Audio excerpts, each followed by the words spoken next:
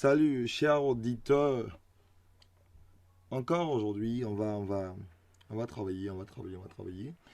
Je vous présente cette vidéo juste pour vous permettre de comprendre la facture. La facture, voilà, c'est quoi une facture? C'est quoi une facture? On va juste voir comment se présente une facture, comment on peut présenter une facture de façon simplifiée, et puis comment l'imputation de la facture se fait. Voilà, je précise que euh, tout ce que je donne comme formation est lié au 6 quad. Il y a d'autres référentiels, mais jusque-là, on travaille sur le 6 quad. Donc, le traitement comptable, donc l'imputation qui sera faite tout à l'heure, elle est faite selon notre référentiel, le 6 quad. Donc, comme je le disais, on va travailler aujourd'hui sur la présentation d'une facture et comment on impute une facture. Voilà, je précise toujours que c'est votre serviteur, votre professeur, formateur, consultant. Euh, consultant, Monsieur Nyopo Daniel. Monsieur Nyopo Daniel. Donc, j'espère que vous êtes prêts. C'est parti. On commence. Voilà. Donc, vous avez déjà quelque chose devant vous. Voilà. Déjà, il faut retenir que c'est quoi la facture d'abord? On se pose la question, c'est quoi la facture? La facture est un document établi par le fournisseur pour matérialiser ou pour justifier la vente, voilà, la vente d'un produit, des produits. Ça peut être un produit fini, un produit semi-fini, ça peut être une marchandise, ça peut être un service, ça peut être des travaux, ainsi de suite. L'essentiel, voici comment on peut déjà définir la facture. Donc je reprends. La facture est un document établi ou rédigé par, je dirais, par le fournisseur, voilà, pour matérialiser, justifier la vente d'un produit ou d'un service, ou des travaux, ainsi de suite. Voilà. Donc, il existe deux types de factures. Voilà, il y a ce qu'on appelle la facture de doigt. La facture de doigt, c'est la facture normale, je dirais normale, établie par le fournisseur lors de la vente. Voilà, lors de la vente. Et il y a aussi ce qu'on appelle la facture d'avoir. Ici, on ne va pas traiter la facture d'avoir, on va juste traiter la facture de doigt. Sinon, il y a aussi ce qu'on appelle les factures d'avoir. Les factures d'avoir sont établies par le fournisseur lors des retours de marchandises ou de produits finis. Je prends un exemple. Le fournisseur a vendu une marchandise à l'un de ses clients et puis bon, bizarrement, c'est pas ça, c'est pas ce que le client avait demandé. Donc dans ce cas, le client retourne la marchandise. Si le client retourne la marchandise, le fournisseur sera dans l'obligation d'établir une nouvelle facture qui sera appelée facture d'avoir. C'est pas seulement lors des retours des marchandises, même pour les réductions hors facture. Parce que le client peut bénéficier de réductions commerciales hors facture ou encore de réductions financières hors facture. Voilà, c'est-à-dire quand je parle de réductions commerciales, je fais allusion à la remise, au rabais, ristourne, ainsi de suite. Quand je parle de réduction financière hors facture, je fais allusion à l'escompte conditionné. Voilà, on va expliquer tout ça. Mais néanmoins, il faut retenir que les factures d'avoir sont établies lors des retours de marchandises par le client ou encore des réductions hors facture. Mais ici, on va traiter la facture de douane. Et donc, voici un temps soit peu comment se présente la facture de douane. Quand on prend une facture, il y a l'entête de la facture, il y a le corps de la facture et il y en a ce qu'on appelle le pied de la facture. Donc, je vais tout d'abord prendre l'entête de la facture. Dans l'entête, voici l'entête. C'est l'entête que j'ai coloriée, voilà, en jaune, voilà, une couleur jaune, voilà, un truc comme ça. Dans l'entête, on retrouve le nom, voilà, le nom commercial du fournisseur. Donc ici, si vous voyez GDA Consulting, c'est le nom commercial du fournisseur. Voilà, ça pourrait être Société Brassivoise, ça pouvait être Solibra, ainsi de suite. Mais ici, le nom commercial, c'est GDA Consulting. Là, c'est le numéro de la facture. Parce que quand le fournisseur établit la facture, il numérote ses factures. Voilà, il donne une référence à la facture. Ici, c'est FAC 30. Je vais un peu à droite. Ici, on met la date. La date à laquelle la facture a été établie. Voilà. Et ici, doigt, BNJ Travaux. BNJ Travaux, ici, c'est le nom du client que vous allez mettre. Ça va? Voilà, vous mettez le nom du client ici. Voilà.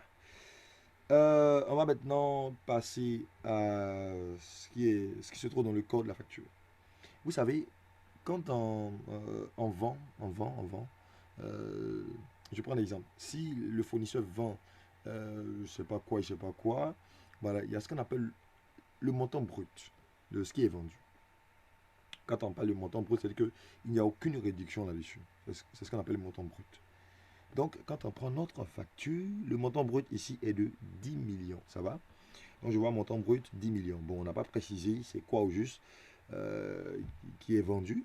Voilà, mais je précise, ça peut être la vente de produits finis, ça peut être la vente de marchandises, ça peut être la vente de quoi encore, la vente de services, ça peut être la vente de travaux. Est-ce que vous voyez un peu? Voilà. Si vous êtes dans une entreprise commerciale, on parlera de vente de marchandises. Parce que là-bas, on vend des marchandises. L'activité principale, là-bas, c'est la vente de marchandises. Si vous êtes dans une entreprise industrielle, on parlera de vente de produits finis. Parce que là-bas, l'activité principale, c'est de transformer des matières premières en produits finis. Si vous êtes dans une entreprise de BTP, bâtiment travaux publics, on parlera de vente de travaux. Voilà, c'est important de signifier tout ça. Si vous êtes dans une entreprise de service, tel qu'un cabinet, une entreprise de transport, un hôpital, ainsi de suite, on parlera de vente de services. C'est important de maîtriser tout ça. Voilà, c'est pareil pour une école, un truc comme ça. Voilà, donc le montant brut, je dirais, de ce qui est vendu ici est de 10 millions. Voilà. Juste après, je vois remise, rabais et ristourne. Au fait, remise, rabais et ristourne sont des réductions commerciales ou des réductions suivantes. J'explique c'est quoi la remise.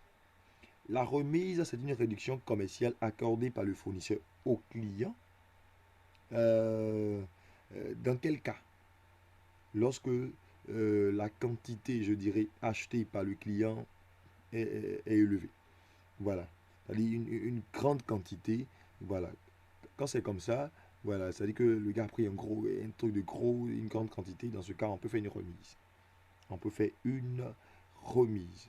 C'est important. Donc, pour une grosse quantité, je dirais, de produits finis ou des marchandises achetées par le client, le fournisseur peut accorder une remise. Ça va, une réduction. On peut faire une réduction. Et ça se voit même dans le monde courant, hein. Voilà, ça se voit un peu quand vous achetez quelque chose beaucoup, qu'est-ce qu'on fait le plus souvent pour vous encourager à acheter la prochaine fois? On fait une réduction. C'est ce qu'on appelle remise. Voilà. Quand on parle de rabais, rabais, au fait, regardez, rabais, on a l'impression que c'est rabaissé. Donc, j'explique un peu le rabais. Le rabais, c'est aussi une réduction commerciale accordée par le fournisseur. Mais dans quel cas? Lorsque la marchandise ou encore le produit fini, le bien qui est livré, je dirais, il y a une anomalie au fait. Une anomalie sur le bien. C'est-à-dire que il y a une truc peut-être qui est cassé, c'est pas, voilà. Il y a un truc qui n'est pas ça, qui ne correspond pas réellement à ce que le client avait demandé. Donc, pour l'inciter à vraiment prendre le produit, il faut voilà, lui accorder une réduction. Voilà. Mais cette réduction, c'est quoi? C'est un rabais. On ne va pas parler de remise. Voilà. La ristourne, au fait, c'est pour récompenser, je dirais, la fidélité du client sur une certaine période. Par exemple, vous êtes tellement fidèle au fournisseur, vous achetez, je dirais, régulièrement là-bas. Dans ce cas, à un certain moment, je peux vous faire une réduction commerciale. Pour récompenser votre fidélité, là, on parlera de ristourne. Ça va? Donc, dans notre cas ici, bon, cette réduction commerciale, c'est 500 000. Ça va? Donc, la réduction commerciale de 500 000 vient diminuer au fait le montant brut. Alors, le net commercial, voilà, la valeur, au fait, je dirais, il va partir maintenant à 9 500 000 parce qu'on a enlevé 500 000 dessus. Ça va? Maintenant, vous vous posez la question, pourquoi j'ai mis le net commercial en rouge? J'ai fait exprès de faire ça. Voilà, j'ai mis le net commercial en rouge pour vous dire que sur une facture, déjà, il faut retenir que le net commercial doit être imputé. Voilà, c'est pas tout qu'on impute, c'est pas tous les éléments de la facture qui sont à imputer. Non, voilà. Mais déjà, il faut retenir que le net commercial est un élément de la facture qui est imputable ou qui doit être imputé. Quand on dit imputé, c'est quoi? Parce que j'ai parlé d'imputation. Je vous présente la facture, en même temps, je vous parle de son imputation. Voilà. L'imputation, c'est quoi? L'imputation, c'est, je dirais, L'imputation d'une pièce comptable, bien sûr, parce que la facture ici est une pièce comptable. Nous sommes en train de voir comment on impute cette pièce comptable qui est la facture. Donc, le net commercial est de 9 500 000.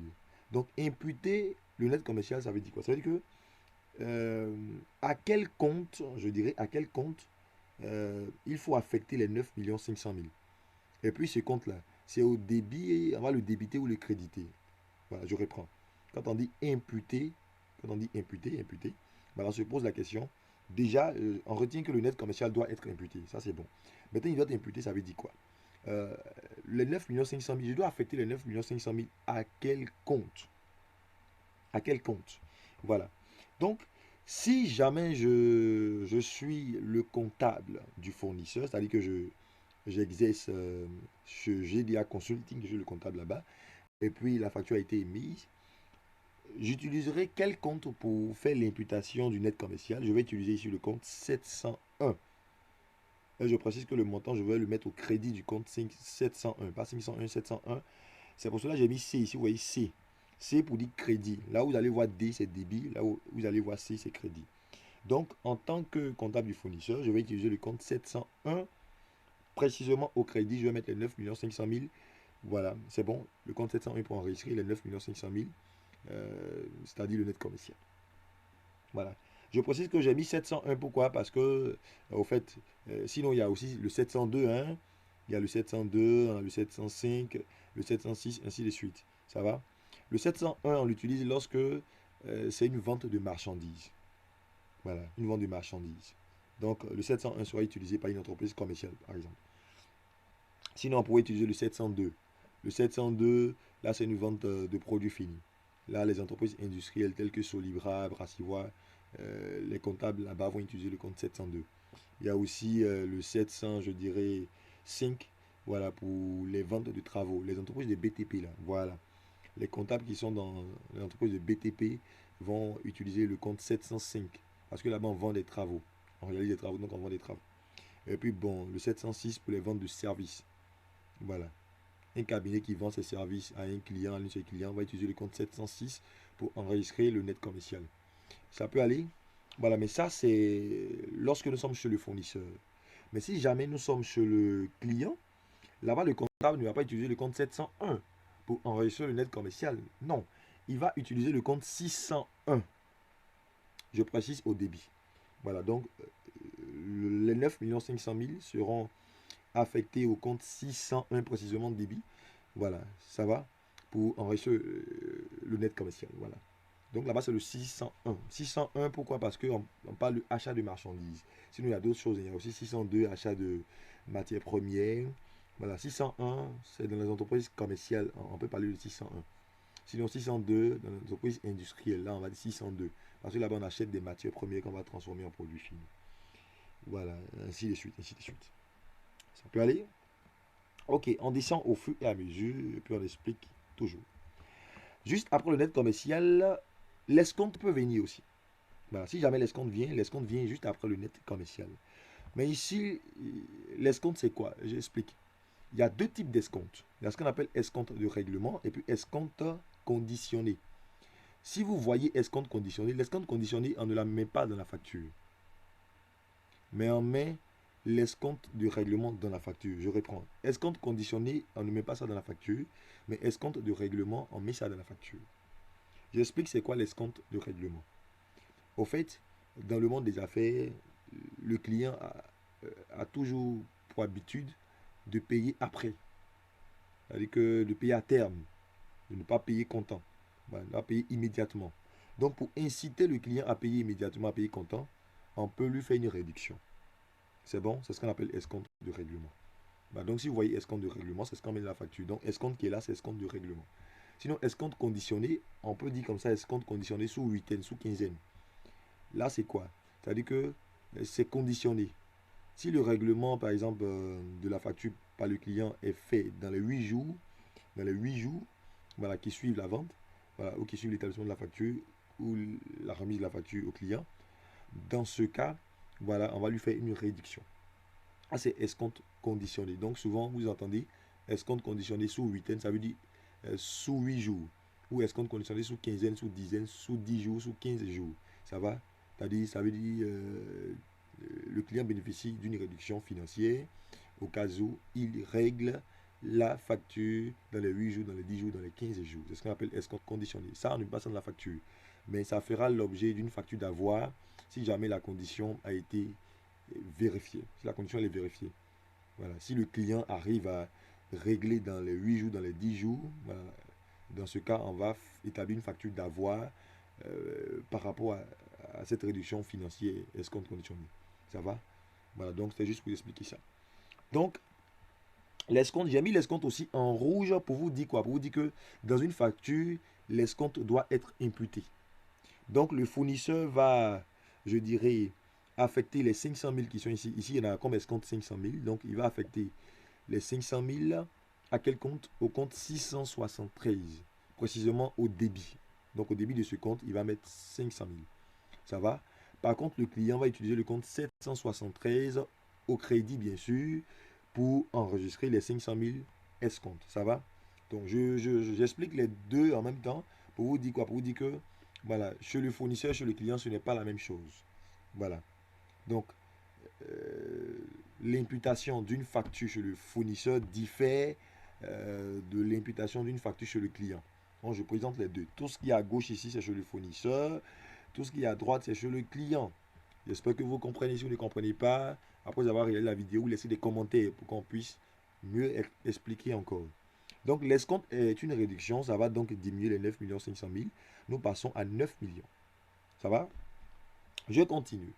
Vous savez, lorsque le fournisseur vend ses produits, ses services ou ses, je ne sais pas quoi encore, voilà, il peut y avoir ce qu'on appelle les produits accessoires. Les produits accessoires sont des produits accessoires à la vente. Voilà, tels que le transport. Voilà, le fournisseur vend, c'est vrai, la marchandise, mais vous savez, dans le monde des affaires, le client ne vient pas prendre la marchandise chez le fournisseur. Le fournisseur lui-même, il livre la marchandise. Donc, il a son véhicule qu'il va utiliser et donc il va livrer la marchandise. Mais il y a des frais de transport. N'oubliez pas que quand le véhicule se déplace, il y a le carburant. Il y a toutes ces choses. Voilà. Donc, le fournisseur fait quoi? Il facture. Voilà. Le transport, là, il facture cela au client. Il fait payer au fait le transport au client. C'est comme si le client payait le transport. Ça va? C'est pour ça que j'ai mis entre parenthèses port facturé. Port facturé, pourquoi? Parce que c'est comme si on faisait payer le transport au client. Voilà. Mais dans ce cas, c'est lorsque le fournisseur transporte lui-même les marchandises. Avec son véhicule, bien sûr. Voilà. C'est pas seulement le port facturé qui est produit accessoire. Et on peut avoir aussi les emballages perdus. Ainsi de suite, des commissions, on peut avoir tout ça. Ça va? Mais c'est ce qu'il faut déjà retenir. Donc ici, on a comme produit accessoire 1 million. Voilà. Et le fournisseur utilise quel compte pour enregistrer, je dirais, les produits accessoires ou ses produits accessoires, précisément le port facturé. On utilise ici le compte 70-71. Sinon, le compte 707, c'est pour les produits accessoires.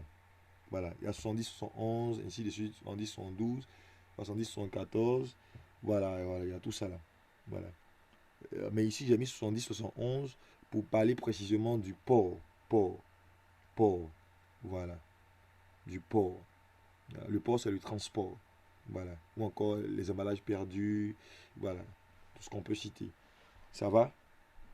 Donc, dans le cas contraire, le client n'utilise pas le compte 70-71, mais utilise le compte 75. 75, c'est frais sur achat du moins. Voilà, frais sur achat. Avant, le client utilisait le compte 611, mais avec la révision du 6 Quada, qui est entré en vigueur le 1er janvier 2018, on n'utilise plus le compte 611 parce que ça a été supprimé. On utilise maintenant le compte 75. Donc, pour les anciens comptables, mettez-vous à jour. On utilise le compte 75 et on le débite. Donc, les 1 million seront mis au débit du compte 75 chez le client. Par contre, ils seront mis au crédit du compte 70-71 chez le fournisseur. Je réponds pour dire que le port qui est mis là, c'est un transport que le fournisseur fait payer au client lorsque le fournisseur lui-même transporte les marchandises avec son véhicule. Ça va? Parce qu'il y a un autre port qu'on va voir en descendant. Donc, il faut faire la différence entre ces deux ports. Voilà. Donc, le montant hors taxe, ça veut dire qu'il n'y a pas de TVA dessus, il n'y a pas d'impôt dessus. Donc, le montant hors taxe, passe à 10 millions parce qu'on fera les 9 millions plus les 1 million, ça fait 10 millions. Ok. Je descends toujours. Juste après le montant hors taxe, intervient la TVA. La TVA, c'est la taxe sur la valeur ajoutée. C'est bon? C'est un impôt indirect, voilà, qui est dû sur les livraisons de biens. Voilà. Les livraisons de biens, c'est un truc là. Voilà. Ça va? Voilà, donc c'est important. C'est important. C'est vrai, il y a des produits qui sont exonérés de TVA, mais là, on va dire que le produit n'est pas exonéré de TVA. Voilà, exonéré, ça veut dire que ça ne supporte pas la TVA. Voilà, donc ici, on a la TVA. Pourquoi j'ai mis 18% ou 9%? Parce que le taux de TVA, normalement, c'est 18%. Mais 9%, c'est pour des cas particuliers, tels que la vente, je dirais, des produits pétroliers, la vente des produits laitiers, voilà, fait à base de semoule de blé, un truc comme ça, et puis la vente du matériel, tout ce qui est matériel de production d'énergie soleil. Voilà, donc si ce n'est pas le cas, ce n'est pas ces produits, on va utiliser le compte, pas le compte du moins, le taux de 18%, qui est normal. Ça va? 1 800 000. Et donc, le fournisseur va affecter les 1 800 000 au compte 4431, précisément au crédit, tandis que le client va affecter le montant 1 800 000 au compte 4452 au débit. Ça va? C'est-à-dire que le 4431 est utilisé pour enrichir la TVA précisément sur le fournisseur. Par contre, le 4452 est utilisé pour enrichir la TVA précisément sur le client. Mais j'ai fait exprès, un 4431, c'est TVA suivante. Sinon, il y a TVA sur autre chose, hein. Il y a sur vente, je dirais, de marchandises. Il y a TVA sur vente de services, ainsi de suite. C'est pas la même chose. Voilà, 4452, c'est par exemple TVA sur achat. Donc, il y a aussi TVA sur immobilisation, 4451. TVA sur services, il y a tellement de choses. Mais là, c'est précisément euh, achat ici. Voilà, achat. euh, et puis là, c'est suivante. Ok, c'est bon? On descend toujours. Le montant TTC, TTC signifie toute taxe comprise. Ça veut dire que la TVA est entrée maintenant dedans. Vous voyez? De 10 millions, on passe à 11 800 000 parce qu'il y a TVA dessus. C'est bon? Voilà, juste après le montant TTC, on peut positionner les emballages consignés TTC. Quand on dit emballage consigné, consigné veut dire, c'est comme si on faisait louer les emballages. C'est bon? Ce n'est pas des emballages qui sont perdus. Voilà. C'est-à-dire que le produit qui est livré au client euh, est mis dans des emballages. Voilà.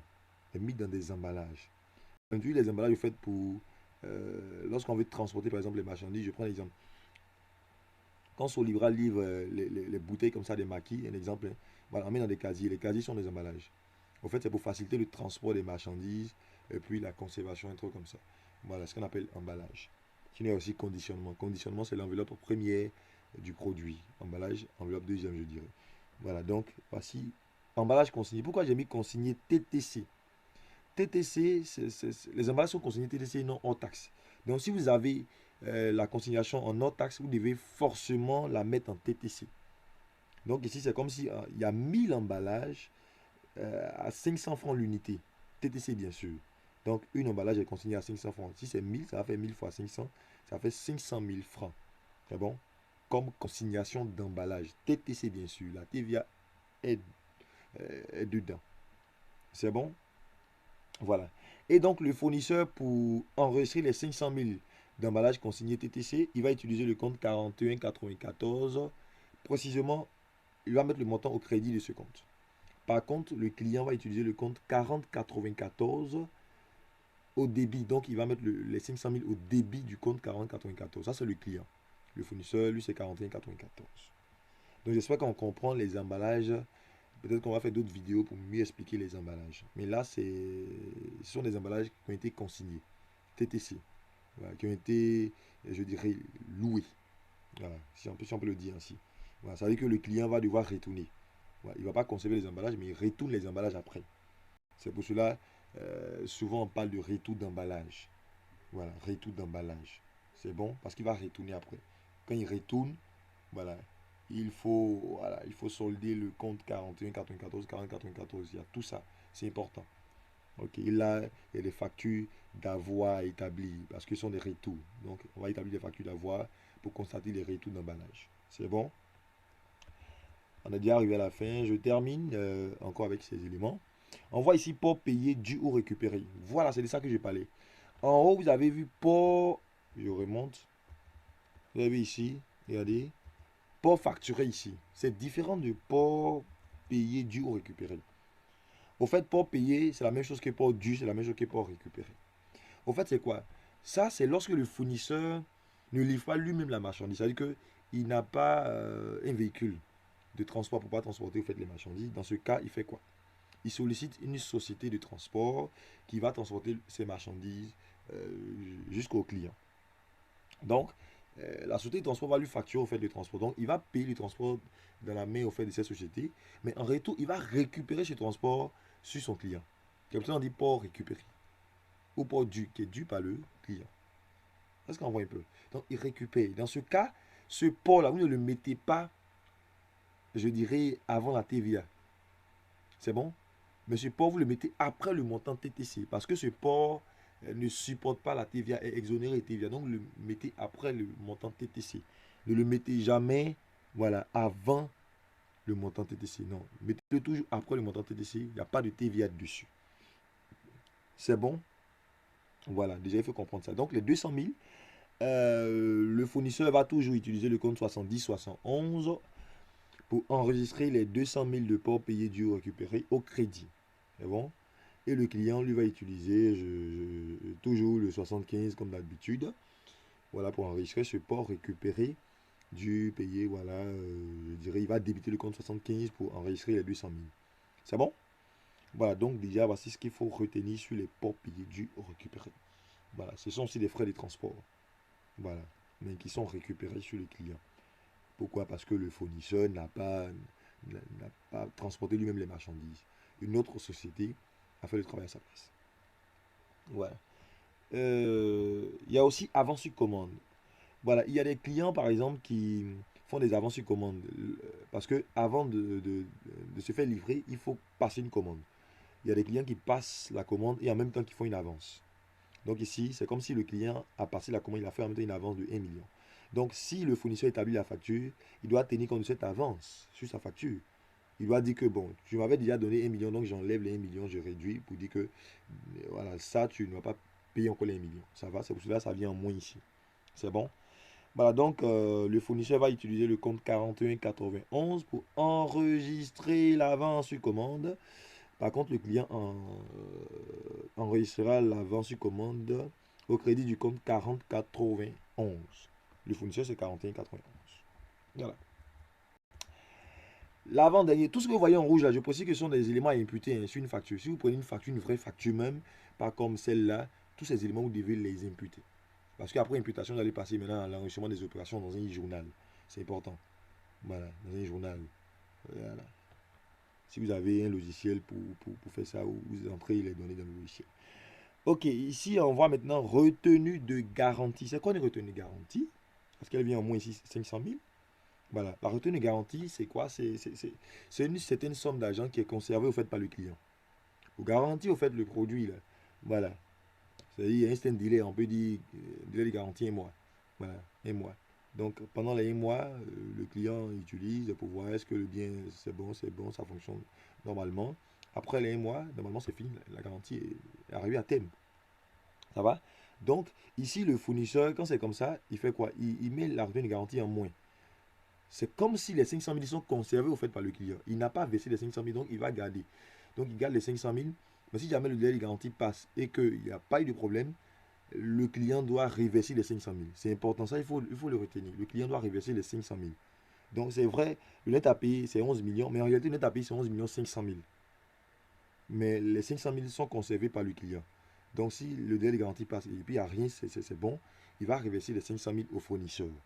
Mais je précise que euh, je précise que le fournisseur utilise le compte 4117 pour enregistrer la retenue de garantie. Il, il va débiter le compte 4117 voilà, de 500 000 pour enregistrer cette retenue de garantie. Par contre, le client va créditer le compte 4017 pour enregistrer les 500 000 retenues de garantie. C'est bon? C'est ce qu'on appelle retenue de garantie. Voilà, donc les retenues de garantie, on peut les solder après, hein, c'est important. Voilà, je termine par le net à payer. Le net à payer, c'est le montant même que va payer, je dirais, le client. Voilà, donc ici, le client va payer 11 millions, si on veut bien voir, soit tout de suite, voilà, ou bien à une certaine échéance. Voilà. Donc, le fournisseur va utiliser le compte 411 pour enregistrer les 11 millions net à payer. C'est net à payer. Donc, il va débiter le compte 411 pour enregistrer le net à payer d'une valeur de 11 millions. Par contre, le client va créditer le compte 401 pour enregistrer le net à payer d'une valeur de 11 millions. C'est un peu comme ça. Donc, voici un peu comment on peut présenter une facture et puis comment on impute une facture. C'est important. Voilà, ça c'est juste la présentation d'une facture de droit, hein, de droit, parce qu'il y a facture d'avoir aussi, et puis son imputation. Selon le 6 Quada, bien sûr. Sinon, il y a d'autres normes comptables, les normes IFRS, il y a aussi US GAAP aux États-Unis, il y a tellement de normes comptables. Mais je précise que ça, c'est l'imputation d'une facture selon le 6 Quada, pour tous ceux qui exercent au fait tous les professionnels de la comptabilité au sein de l'espace WADA. Voilà, ça peut aller. Donc c'est ce que j'avais voulu vous montrer aujourd'hui. S'il y a encore des commentaires, des incompréhensions, laissez vos questions après avoir regardé la vidéo. Je vais vous expliquer encore beaucoup de choses. Donc c'était juste une petite explication. J'espère que vous avez bien compris maintenant les factures. Donc je pense que vous allez bien le faire. D'ici là, portez-vous bien. On sera à la prochaine pour une autre vidéo.